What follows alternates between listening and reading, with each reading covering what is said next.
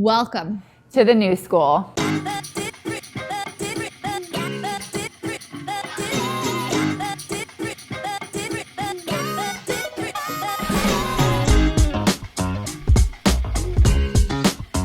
What we wanted to do was talk about the concept of authenticity and vulnerability in an industry that has typically been super buttoned up, super professional, and a little bit old school.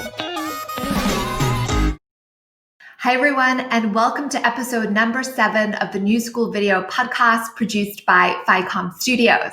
My name's Candace, I'm the head of education, and I will be co-hosting this episode with Meg, our CEO. This is a really cool episode. We had the opportunity to connect with Georgia Lee Hussey, who's the founder and CEO of Modernist Financial, which is an RIA based out of Portland, Oregon. But here's the thing. Georgia is definitely not your typical CEO and founder, and Modernist Financial is not your traditional RIA. They've got $1 million client minimum, and yet they're a certified B-Corp. They've been featured in publications like Goop, and George talks about blending her love for design aesthetic and helping clients shift their money stories so that they can actually live a life that's much more meaningful for them, so that they're spending their money, all of those habits are aligned with what they truly value.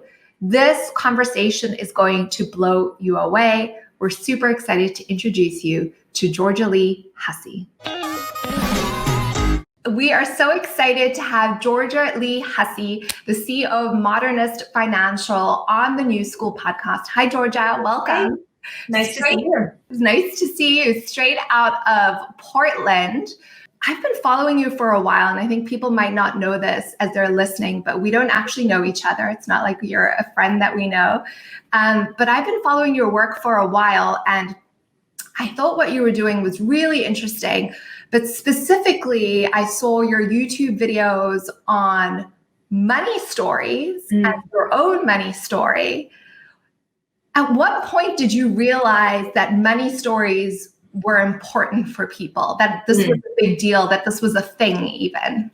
Yeah, it's such a good question. So I was an artist before I came into finance, which is a little bit of an unusual path into the industry.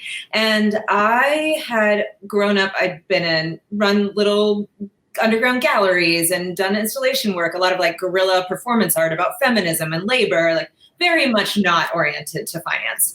I was not making sellable objects at all.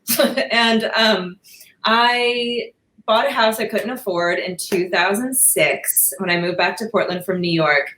And I quickly realized I didn't have financial knowledge. I mean, I just didn't come up in a family that had many resources. And the best we could do was sort of shuffle money around to try to pay all the bills, right? Was how our family worked, and very common for most of America. And I realized when I had this huge mortgage as a single woman that I didn't know how to manage a budget. I was on a commission-based income at the time, selling high-end furniture. And so my income was really up and down. And you'll love this. I had a 7.5% fixed and an 11.5% ARM second. So welcome to the subprime mortgage crisis. That's how you have no money down and a very bad credit score and get a house. And so what I realized is that I needed to learn about money and just like the basics of how do you manage a budget, et cetera. And I am a very good autodidact. I'm quite bright on the left and the right brains. But I realized that my behavior was not catching up with my knowledge. I could understand how you budget, but my emotional reality was impeding my success, right? I like to think of it around food as a very easy corollary with spending. It's often not about the food. It's about the comfort, the self-soothing, and identity, the sense of like where we come from, et cetera. And I realized that the same issues I was dealing with in therapy around who I am and where I come from were impeding my financial success. And it was really about, my inherited stories from my family about who I could be, the inherited stories from my culture about who I could be as a white queer woman and as a creative person. That was the strongest story, honestly. It was at first was money is evil. Business is bad. wealth is going to undermine everything I believe in politically. I mean, it goes on, right? And so that's when I started to come together, that when I looked around at my friend group, they were saying the same things. We all had this series of assumptions about the world of money that were unspoken. And a lot of my friends, I've always been very lucky to be around people who are very successful in the creative fields. And they would get a book deal and they would push the money away from them as quickly as possible. And same, record deals, et cetera. And so I was like, there's something we're all super smart. Why are we doing this way? And that's where I started to realize that there was, there was a reality that we each needed to dig up if we were going to take action in a way that was meaningful. In listening to some of your work and watching videos on YouTube, I found it so interesting that all of our own money stories are just so deeply rooted. Mm-hmm. And in listening to your own money story and talking about, your great-grandfather and your grandmother and then your mom, and thinking about the generations mm-hmm. of people and the lineage and the heritage that really impact, you as a young professional who's mm-hmm. trying to figure out how to pay for your mortgage, right?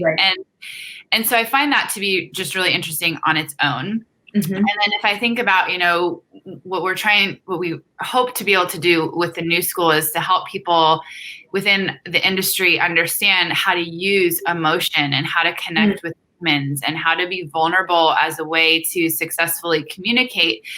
And so I'm curious to hear, Georgie, your perspective on, just acknowledging that those money stories for every individual are so personal and so deeply rooted. When you're working with clients, how do you actually help them acknowledge, understand their money stories, and then work through them as their advisor?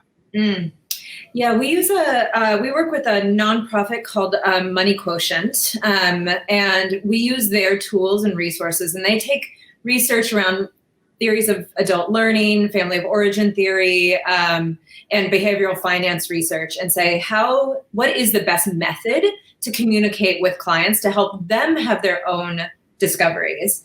Because that one of the reasons that I stayed in this business and decided to start my own firm is that there's a very paternalistic approach to advising people.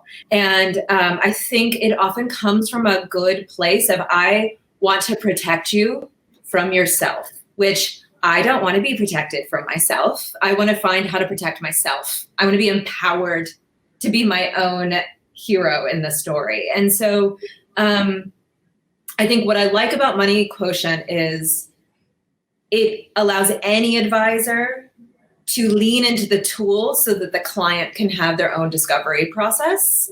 And they don't have to have spent years and years in therapy or be a financial therapist for that matter to be able to access the emotional reality. So I think that's one thing. And the other thing is I do a lot of my own personal therapy and self-discovery. I also practice meditation and go to lots of silent meditation retreats. So I'm pretty self-reflective and have so much room to grow. So that inevitably produces compassion for others and where they are in their journey, right? And that's such an honor to be able to actually make the space to step back and let them have their own process and have their own sense of discovery. Now, and when it's appropriate, I'll bring in my own experience if that helps build self-efficacy or create some context for the client. But I think having a structure that you can lean into that is really client-centered and is not about being a person who has the answer, who sees the answer ahead of time, and it's just like directing them towards that, whether it's a product or a tax planning strategy or whatever, because, I don't know what you value. You may not know what you really value. Many of us are disconnected from what is most important to us and how we spend our money. And I think that's where the cool power is. And that's where the opportunity is to create people who are utilizing their wealth in a way that is more meaningful and impactful and actually just makes them happier and more satisfied. I get so excited when we have these types of conversations because Meg knows this about me because I think I've mentioned it. But when I was in university, I kind of got my stress relief by going to the bookstores. Like I'd like hang out in the bookstores. And back in the day, like the self-help section, it was like a very small section, but it was like really kind of fascinating to me. And I like read all these books, and it was very uncool. Like, you know, even like self-help sounds like really like blah. But really what it was about was understanding the human condition, like psychology, like how do we recognize our inherent patterns of things that we're not even like aware of. And at the time I was studying finance and economics. I've only worked in the RIA industry. And when I was straight out of college, I was like, I'm never going into finance. So boring. It's like just male dominated. It's too serious. You know what I'm saying? But then I actually discovered the RIA space, and I was like, oh, I can get behind this. Like this makes sense to me, like aligning people's values with their money, you know? And more, I really see leaders in the RIA industry leading this charge and it being like, it's not just about your money. It's not just about your spreadsheet. It's not just about your returns. We're talking about your life. Right. And I feel like if you're not talking about that, you're starting to miss the boat. And I love that you've got it as like this food thing, because like, here's the reality. Like I always use personal trainers because it's like, we know what to eat. We know we need to exercise, and yet we don't. Like why, you know, what's the deal? Right. So you and I had a pre-conversation. I loved one of the things that you had said. You said, because I said to you, listen, you run an RIA with $1 million minimum, just by the way, okay? You're a B-Corp. I don't think I've ever seen an RIA that's a B-Corp. Have you? There's a few of us. I think it's 0.57% of all RIAs are B-Corps. You run a B-Corp. You have these money stories. You talk about money in a much more accessible way, like with this like thing. And you help clients, which I think is really, really interesting. You've broken it down to who have a progressive mindset. So you're anything but the norm, right? You're like, you don't fit into a mold. And when I asked you about that, you said, well, you've always been more comfortable being an outsider than an insider. What has been your experience in building, in creating this, in taking what would be viewed from the outside as kind of risks and building a business that maybe you don't have anything to emulate or see in the world? Yeah, well, I think because I was trained as an artist, I have this sense of internal permission and requirement to invent, right? And to not know and to try things on. I mean, a good art studio is a laboratory where you're just trying things and seeing what resonates and where does it come from in your body and your heart and your mind. And I think I treat business the same way.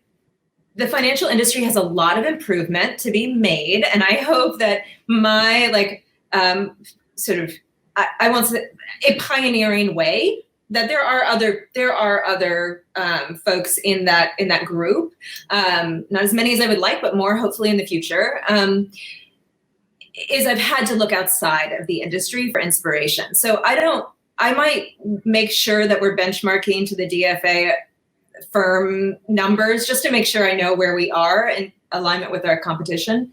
But I don't think the financial industry is working real well. And so I look to foundations and their investment strategies as inspiration, especially the ones that are engaging around equity in a very meaningful way.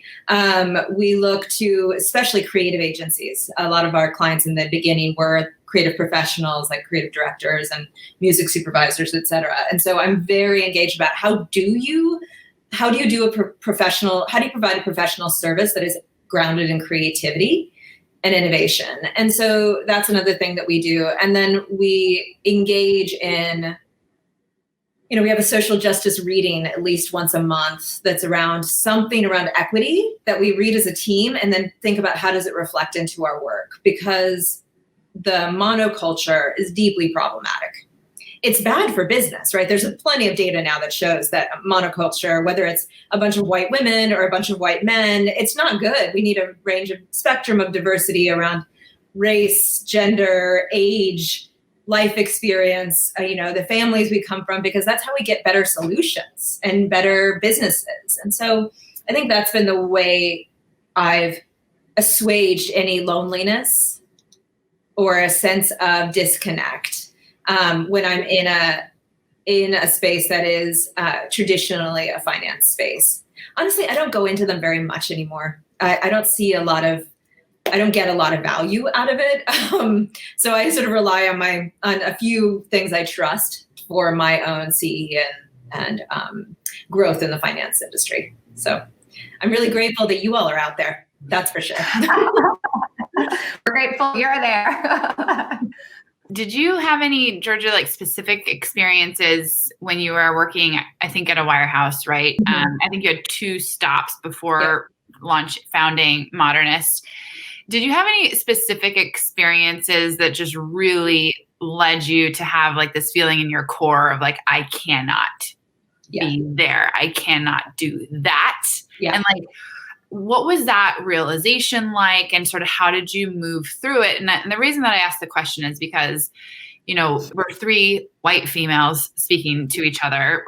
We all are very privileged, and we also work in a predominantly male-driven industry. And so we all have our own stories around that. And when speaking with other women and minority women in the industry, there's this sense of loneliness. There's this sense of, no one else is doing it. Maybe what I want to do is not right. Or there's also, there's also like really huge barriers and obstacles, and also people that are not just not helping you, but are actually trying to hold you down. Right. Absolutely. So I think like sharing our experiences around past experiences that we've had and how we recognize them and how we moved through them is, like, for me as a woman, female business owner, like I always just find such power in learning from other people's experiences.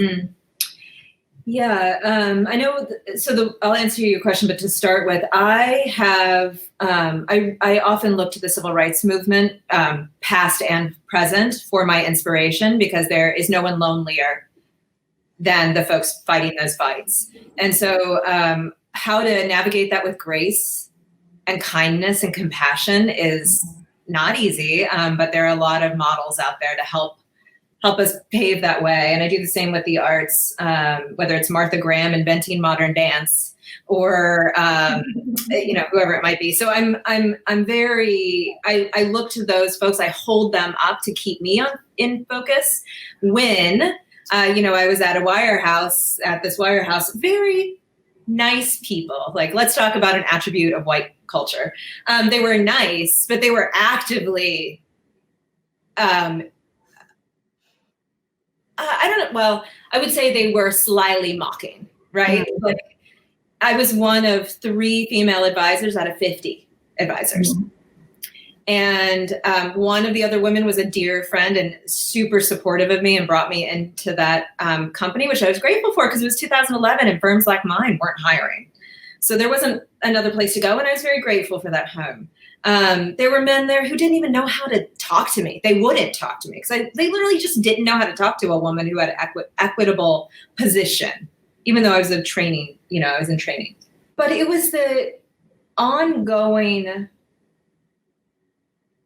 doubt about the things that I believed in, that I could charge a healthy fee for financial planning that compensated me for the work that I did for clients. And that compensation could be healthy, that I could pay myself well for the abilities that I bring to clients. That was one thing.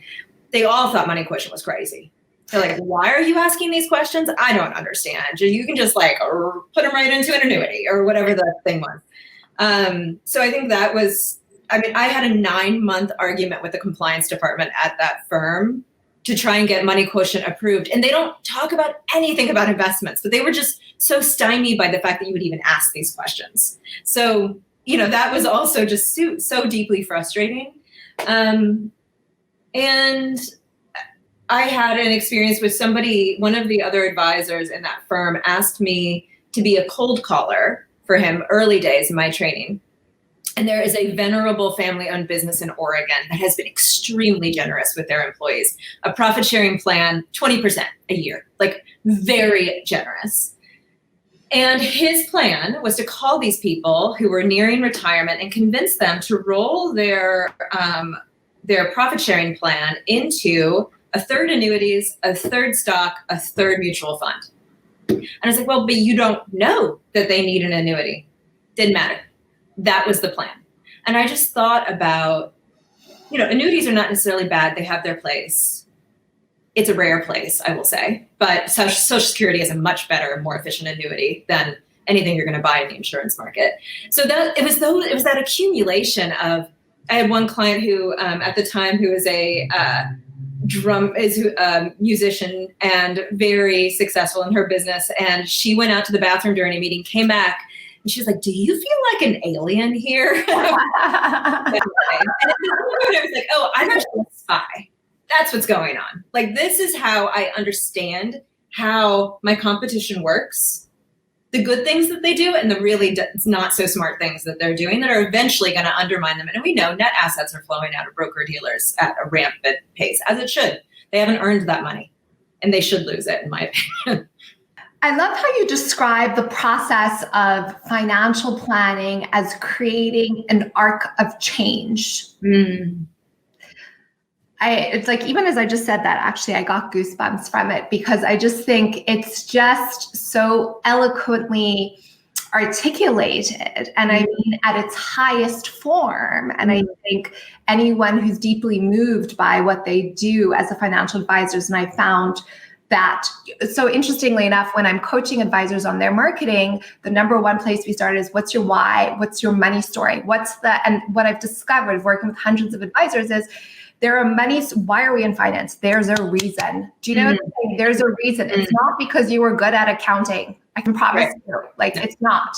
It's because something happened somewhere in your life where you had this like pivotal moment where you decided, I am not going to be this anymore. I don't want this, or I want to be different, or I am not going to be chained down by this, or whatever that is for you. I personally remember being in school and being like, I'm going to get all A's so that I can earn my own money and I don't have to answer to anyone. That came from like other stuff, but like that was like the motivation there. So when you think about changing your money story, so you kind of essentially came from like the starving artist, right? Around people who, let's just be honest, like in Portland, what you said is like, I found that when I lived there, it's like money is bad. It's like when I'm like, money is not good or bad. It's what you use it for, like everything, What was the change what was the thing, the moment, was it a series that like helped you like shift and change and be like, I can do this? Like, I think the way my brain works is I just have a realization and it just hits me. I'm like, I don't think about things for very long. I have a very quick start.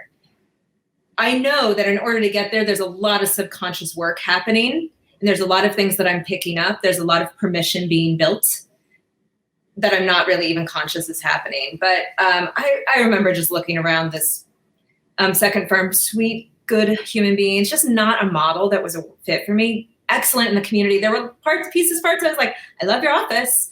I love the way you give a lot of money away. I love your kindness. I love the way you're engaged in the community. Going to take those, put them in my suitcase and carry them with me to my own firm.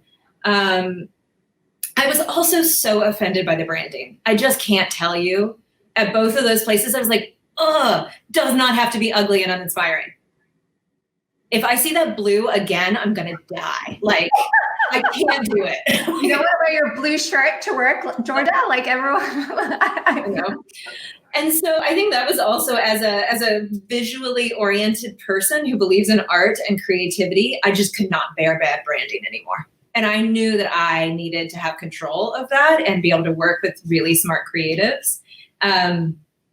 To be able to get these messages out, because I knew they were resonating. I could feel that people were interested in what I was saying. How did you get to that message? How did you go from like starving artists can't pay your mortgage to like $1 million minimum firm? Creating your, like, that's a big leap. What was that? Well, and that, I think my answer is there was no leap. There was a series of stair steps that is what the arc of change is about, right? It's not, my therapist is a Gestalt therapist. And the way that Gestalt therapy, the theory is that you have this series of discovery moments and insights, and you integrate that insight, and then you go on to the next moment of discovery, and then you integrate that insight, and that's how you make progress. So, I don't know, a lot of therapy. Did I mention therapy? I just think this, I want to really destigmatize that, and sometimes we refer clients for financial therapy or couples therapy. I'm like, this is not my role, but I would love for you to learn more and bring it back to the work. If that's necessary. Sometimes with family members and parents, if they need to care for parents, that's another thing. So I think it's an ongoing process, and that arc is built from a lot of stairs. I think it's so important to normalize these conversations. It's not a bad thing to talk about therapy. It's not a bad thing to talk about self-awareness and self-discovery. And, I heard you talking about, how so many of us, we bring shame and embarrassment and sadness into, we allow that to shape our stories in ways that it doesn't have to shape our stories, right? It can power you, but it shouldn't confine you. Right. I feel like there's this sense that we just can't, shouldn't, won't, don't speak about these things. And we're all on our own journeys. And Candace knows this story. I joined Entrepreneurs Organization, I think 3.5 years ago. And, I was in my mid-30s and owning and running FICOM and feeling really lost, where I started my own business when I was 29. I have wonderful people who have supported me in my life. I have a lot of people who said that they supported me, but actually didn't support me at all, as we all have been through similar journeys. And I joined EO because I was so desperate for this community of people that, at least on paper, were going through potentially a similar professional experience because they all owned businesses of a certain size. Right. So I joined a forum, which is their opportunity to sort of be with. I'm familiar with you. Yeah. So when I joined the forum, I was asked the question, why are you here? What do you want to get out of this? What do you want to get out of forum? And I was like, well, I got a little bit lost in my business. And so I'm here for business guidance and advice. And I'm primarily here for business. That was sort of my knee jerk, Right. And some of the seasoned DO people were like, their answer was, I'm entirely here for self-awareness and self-discovery. And I remember thinking oh, am I in the right place? Because I just I didn't, I grew up in such a wonderful, warm, loving family. I'm so privileged because of that. And also, that was not a conversation that we had across the dinner table. No one talked about therapy, or it was just, and so that wasn't something I was comfortable with. And so I was like, oh, that's so interesting. Okay. And now fast forward 3.5 years, and I'm looking at the new EOers, and I'm like, oh, you're here for business. Just wait, just wait, because the power of having that type of support system is in recognizing your true value and in finding alignment and in generating, power from within and normalizing these types of conversations. It's okay to talk about shame. It's okay to talk about embarrassment. It's okay to say, yes, I see my therapist every single week, and it's so important for my life. And it's just in our industry that we all live and work in, it's so hard to understand, how do we elevate and normalize those conversations when so much of this industry just doesn't allow for that to happen? Well, we decolonize it, number one. I don't know. I think it's when there's a monoculture, we have to actively build the pipeline of people who are going to make it not white male dominated. I think that's really the effort. And it's about having an internship program in a company that brings in people of color to, as younger people, to see that this is even an option for them. Because you and I don't feel like we saw anybody. A young black woman definitely never saw anybody, right? And so 3% of CFPs are people of color. 3. Wow, I didn't know that the number was that low. Yeah. And I mean, women, it's 23% or 28%, something like that. So I think we will produce a better industry with a more impactful way of doing business when we have more voices in the mix. And it'll be way more interesting too. I mean, just for like satisfaction and growth.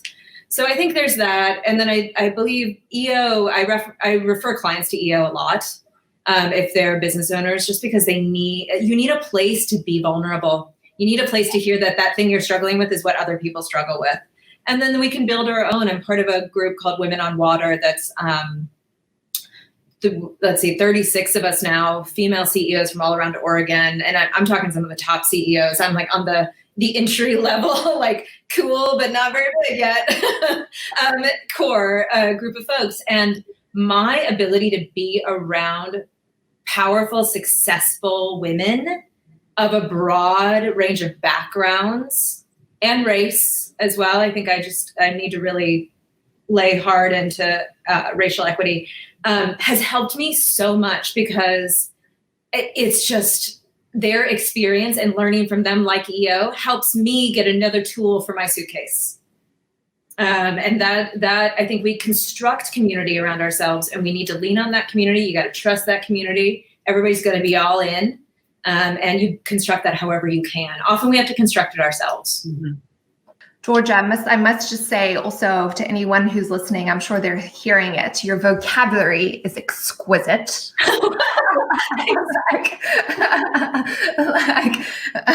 I think it's that background, because you also did writing, like sculpting. Yeah, I was a creative nonfiction writer. Mm-hmm. Yeah. So I have a couple of questions, but to start to like close out, that are really powerful. But the first is, what advice would you give to other advisors who are seeking alignment in their work with their lives and their values and what they truly believe?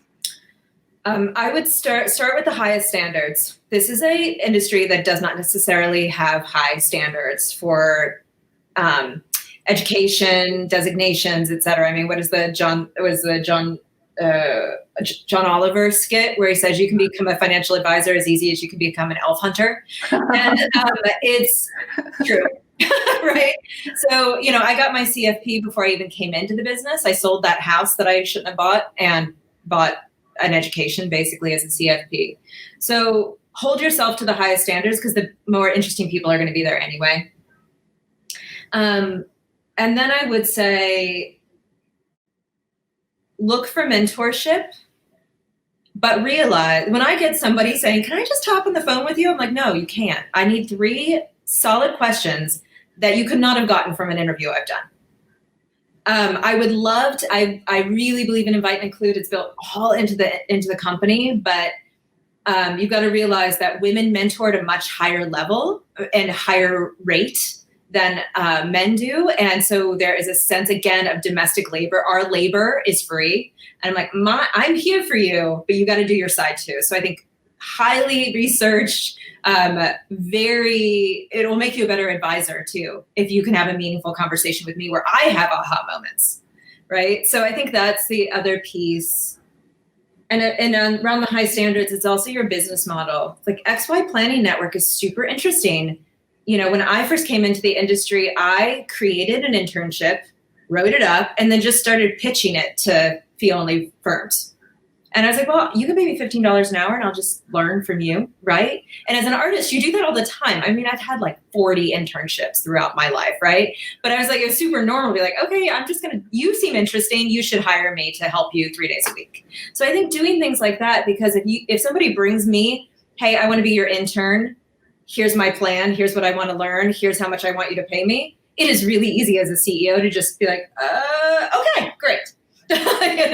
As opposed to, I just think there's a lot of do some work for me and I'll do some work for you. Circling back to your vocabulary, if advisors who are working right now in an existing firm and really wanting to create change, what's a book that you would recommend? Hope in the Dark by Rebecca Solnit. She's, I think, one of the smartest people writing about culture right now. It's all about what it means to be an activist during dark times. And I think if you're looking to make change in anything, there's a lot of lessons for us in there.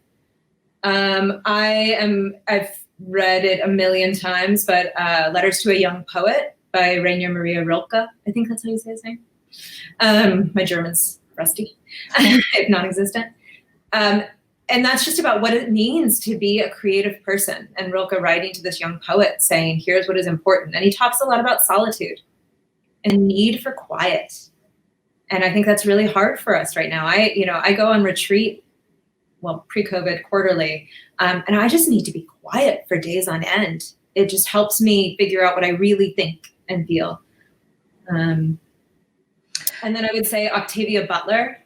She's a speculative fiction writer, and I've been reading a lot of speculative fiction by Black women specifically because I want to know how they see the world changing, because I think they have a better view of our true nature than I do. I keep wanting to veer away from this question, but I'm just going to put it out there because it keeps coming up for me in this conversation, which is, what's the difference in your perspective between loneliness and aloneness?